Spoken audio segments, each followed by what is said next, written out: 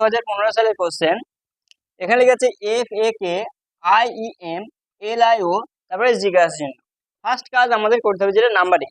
F কত 6, A 1, K 11, I 9, E 5, M 13, L 12, I 9, O 15। এখানে কত আছে 6। ফার্স্ট লেটার, আগে ফার্স্ট লেটার গুলো দেখবো।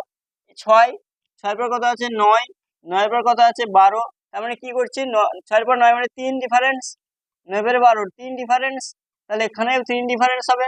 তাহলে 3 ডিফারেন্স করলে কত হবে 12 আর 3 15। 15 নম্বরে কি আছে ও।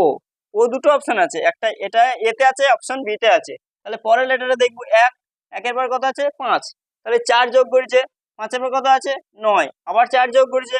9 এর পরে কত হবে, তাহলে 9 এর সঙ্গে 4 যোগ করলে কত হয় 13। 13 নম্বরে কি আছে এম, তাহলে উত্তর হবে ও এম কিউ।